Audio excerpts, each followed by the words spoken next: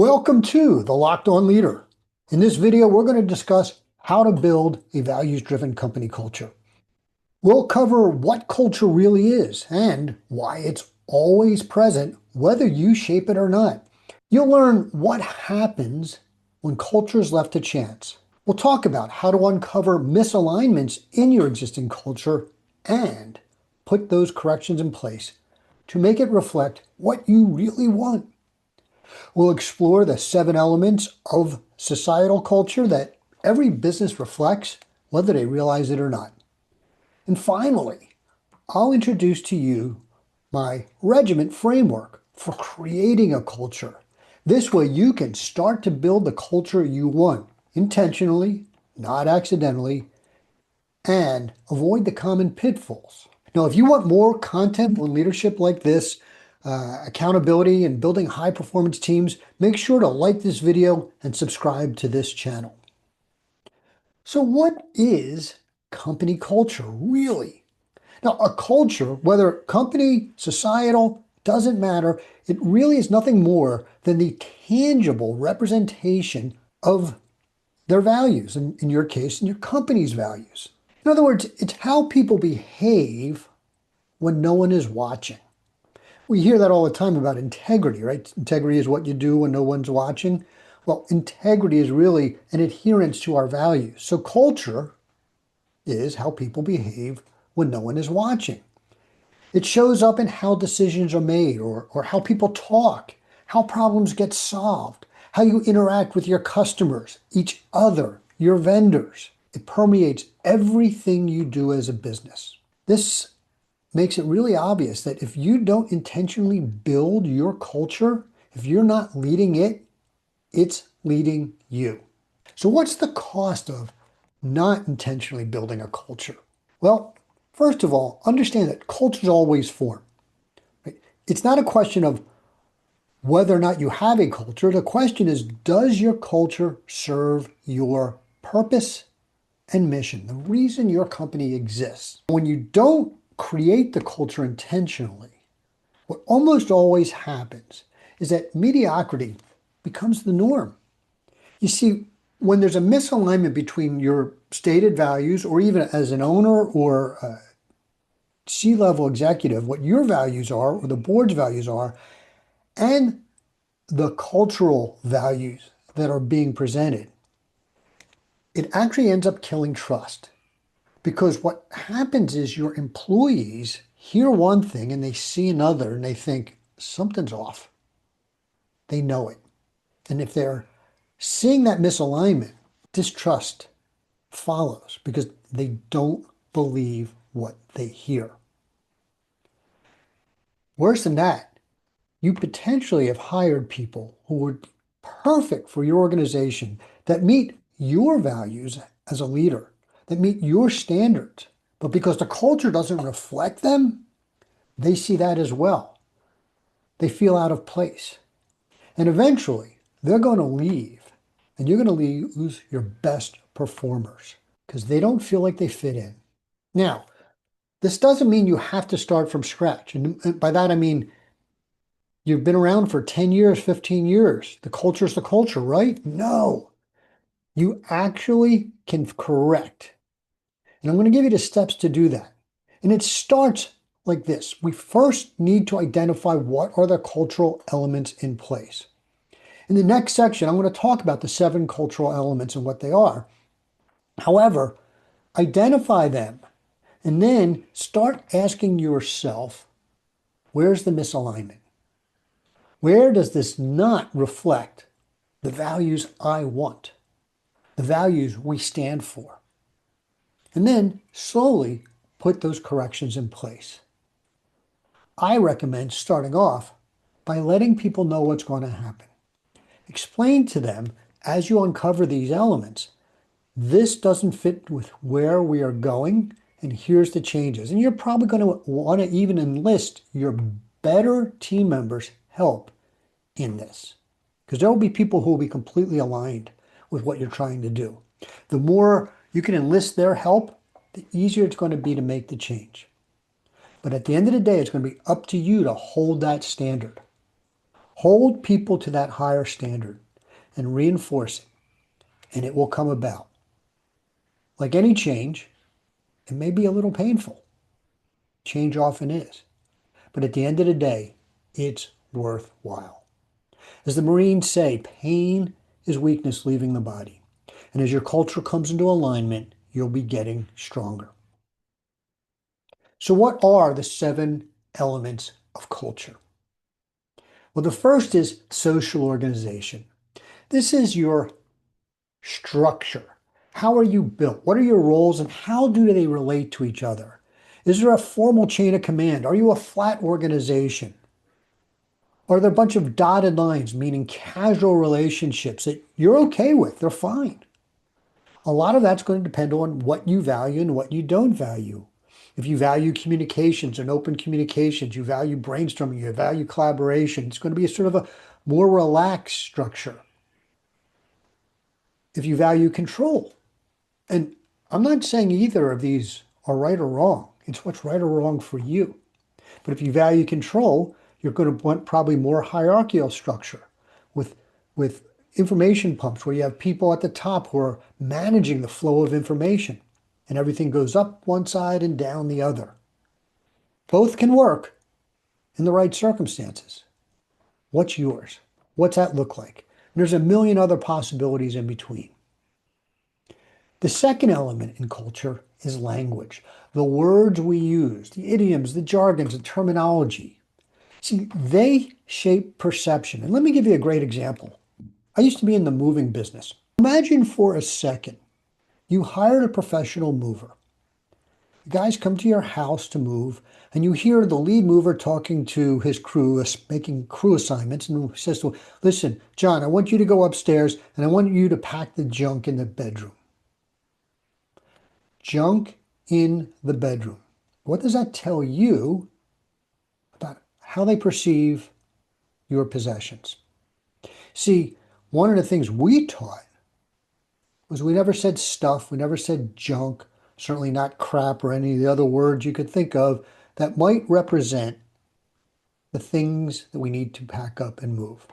For us, there was one word and one word only. It was the only word anyone ever said. And they were taught this from the moment they joined our company, irrespective of the amount of experience they had. And that is possessions.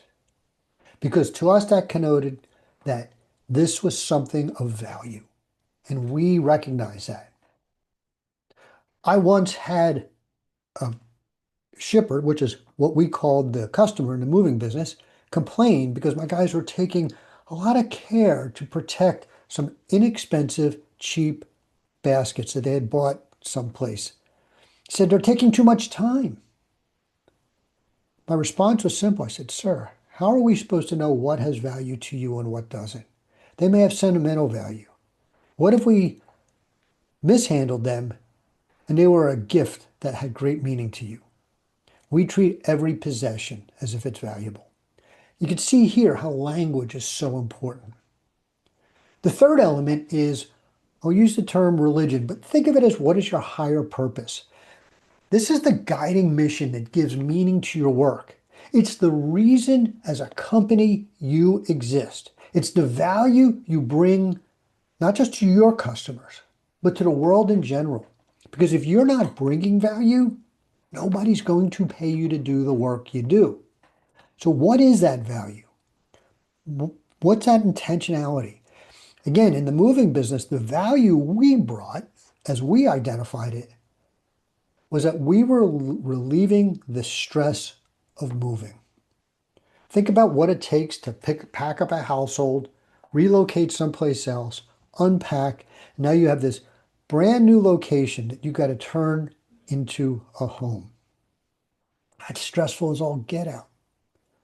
So our purpose was to relieve that stress as much as possible by being quick, by being efficient, by making sure people knew that we were going to be there when they expected us to be there, that we were going to treat their possessions with respect. You could see by how identifying your higher purpose then shapes your language. It shapes your policies. It shapes your procedures. Religion or higher purpose is a critical element in any culture. The next is the art and literature. What's your environment look like? The physical, actual environment. What are the visual cues that express your values? Again, going back to the moving company, one of the things that you want to see, I think we all want to see from a moving company, is organization. If you've ever tried to move yourself, and most of us had when we were younger, and you've got to load up that truck, if you don't do it right, you end up making multiple trips. If somebody's paying a mover to do that and they make multiple trips, that means they're taking more time, costing them more money. If somebody came to our office, I wanted them to see we were organized. And frankly, when I first got there, it didn't show that. One of the first things I did was reorganize the bullpen area and our lobby. The actual warehouse was well organized, but people didn't go to the warehouse. They walked in the door, I wanted them to see organization. When they walked into our bullpen area to talk to one of our move coordinators, I wanted them to see neat, clean, tidy, everything in its place. Oh, by the way, that made us more efficient as well. So what's your environment like? How does that reflect your values? The fifth element is the form of government. How are decisions made? Is it top down? Is it bottom up? Is it collaborative? What does that look like? How does your values affect the way you want decisions to be made? Do you empower the people at the lowest level? Or do you have to get permission from on high? Or something in between? The sixth element is your economic system. How are people rewarded? How do they get paid? Is it tenure-based? Is it merit-based? Is it purpose-aligned? I once worked for a consulting company out of Chicago where everybody was paid based on billable hours to the client.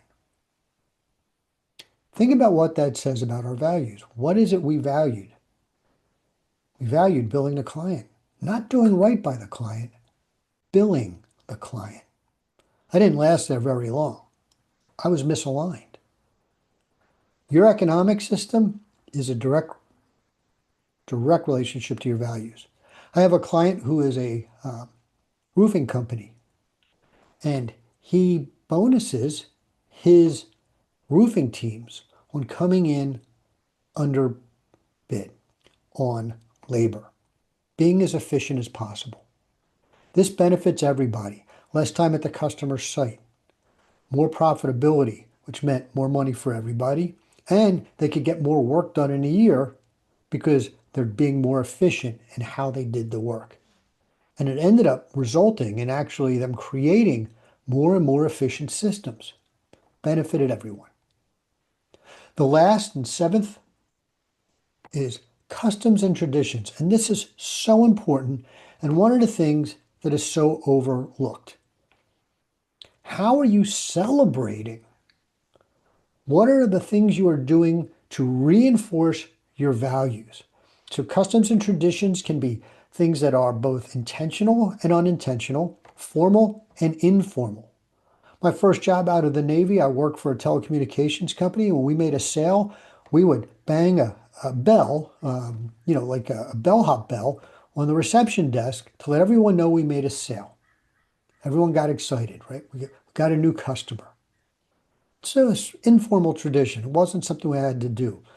On the other hand, maybe the awards at the end of the year, at your holiday or Christmas party, Employee of the Year award, quarterly meetings at the moving company, we would have a mover meeting every month. And by doing that, we were able to reinforce the idea that what they did was important. All right, so we have these 7 elements.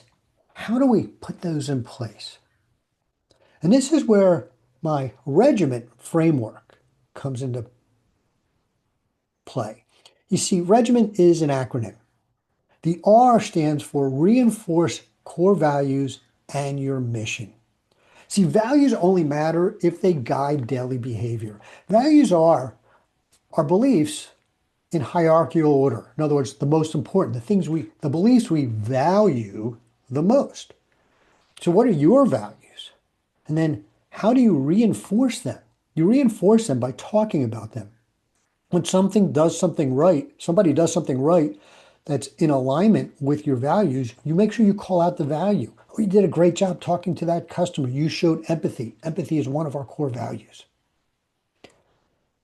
And then your purpose, your mission. Why do you exist? Again, back to the moving company, reduce stress. I once had a mover decide to move 9 palms that were big, large palms, big, not too tall to go into our truck, but too tall to go into a private vehicle because the client couldn't move them otherwise. Now, that was against our policy, but it wasn't against our mission, our purpose. And when we discovered this, and we discovered it because, frankly, the couple pots broke during the move, and we took care of that. We took care of the customer, but then we had to figure out why we were moving those. And we realized that our policies and procedures actually set up the failure. So the mover didn't get in trouble because he had our mission in mind. So we made sure we didn't punish that. And we developed a new policy where we created a relationship with a plant moving company so that in the future we could avoid that problem. Right? So we reinforced our value. E, establish leadership by example. You as a leader must walk the talk. You must be the embodiment of all of your values and purpose. If you don't, you undermine it and nobody's going to believe you. You will lose trust because you'll be acting without integrity. Make sure you are leading by example. Culture starts at the top and it cascades down. You must embody the culture you expect to see. G, guide hiring and onboarding around culture. In other words, make sure there's a good cultural fit.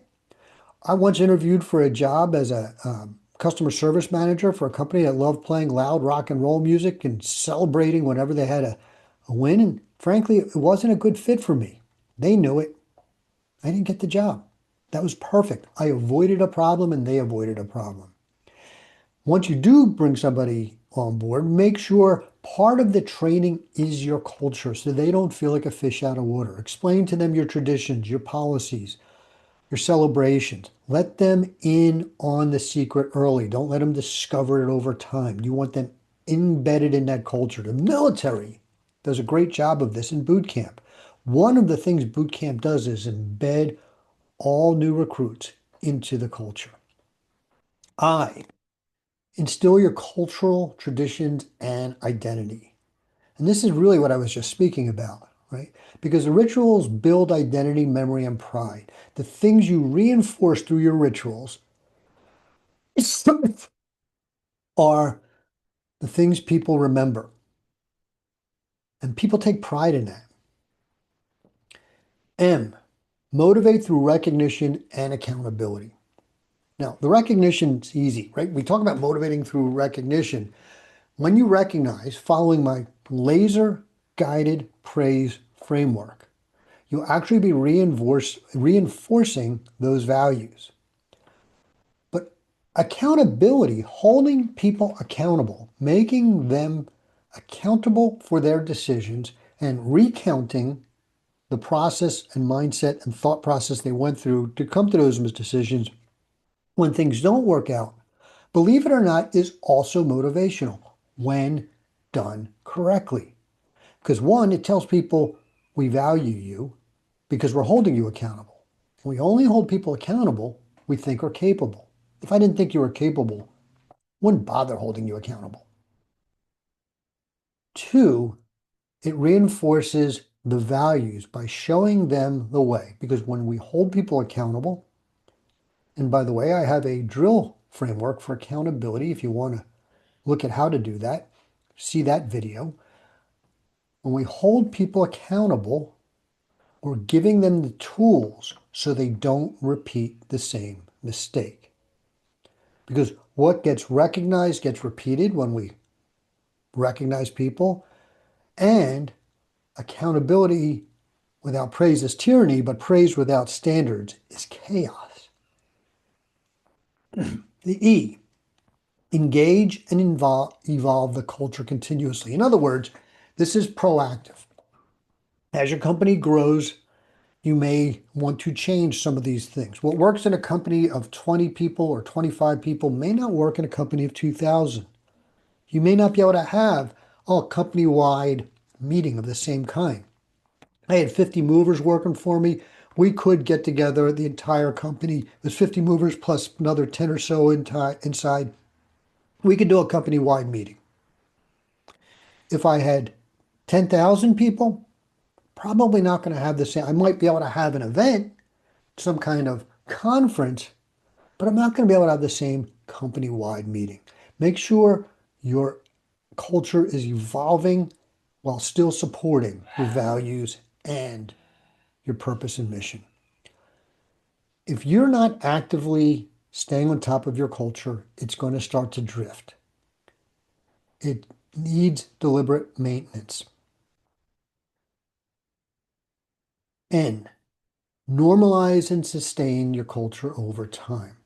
There are going to be elements of your culture you're going to keep throughout eternity because those are the core elements. There'll be other things that will evolve, as we just talked about. See, systems either support or sabotage your values. Every one of your values you need to continuously look at. Johnson & Johnson, years ago, 100 years ago, they came up with their manifesto, which was a statement of their values. And it got lost. And sometime in the 60s, it got found in their archives. And the board said, is this of value to us? And every year they would review their manifesto and go, is this still accurate? Is this still represent who we are? Now, they continued to say yes.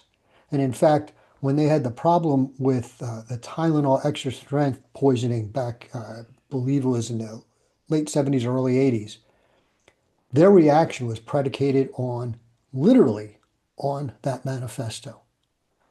Caused them to pull off the #1 selling over-the-counter pain medication in the world, and actually like more than double the volume of his next nearest competitor. It represented 20% of their net profit, and they pulled it off the shelves as soon as this happened. A few months later, after losing all of that market share, they reemerged with the first tamper-proof caps and bottles so that their product was deemed safe. And a year later, they had gained all that market share back and then some. You need to evolve your culture, and that was a great example. And you need to normalize and sustain it over time. And finally, T, train and develop the next generation. I mentioned this earlier, and this is absolutely the case right now. You need to train to your culture, and you need to make sure every new employee is part of it, and each generation understands why the elements are there, how that reinforces your values, your mission, and your purpose. Otherwise, the culture is going to die and it's going to be replaced by something else. So what are the common cultural pitfalls to avoid? One, don't confuse growth with cultural strength. Just because your company is growing doesn't mean your culture is going to be sustainable with it. This is what I mentioned before. You need to constantly evolve it. If you have a company of 20 people and you're doing really well, and all of a sudden you have to put on grow to 100 people in less than a year, your ability as the leader, owner, general manager of that organization to manage all those people is severely degraded. If you don't hire people to the right values and then teach them the culture, as we said, that growth at first may look like strength, but it has nothing to do with the culture, and eventually that culture will degrade. A perfect example is USAA Insurance, or banking. When I started working with them 35 years ago, I thought they were the best company in the world. I had never worked with anybody who cared so much about me as a client. Unfortunately, as they grew, they started to have some issues and they ended up being sued by the government for some non-compliant stuff. And the policies they put in place to protect themselves destroyed the culture. And their customer service has never been the same. You need to make sure you're constantly focusing on your culture and your values. Conclusion here, culture isn't a side project. It's not an accident, or at least it needn't be. It's how you lead. It is a leadership tool when used correctly that actually takes the weight off your shoulders and distributes it evenly throughout the organization. Regiment gives you an operational handbook. It is the playbook on how to build and maintain your culture with pride and discipline. And if used consistently, it will outlast any challenge. Hope you enjoyed this. If you like this, as I said earlier, please like the video, and you want to see more of it, more videos like these, subscribe below.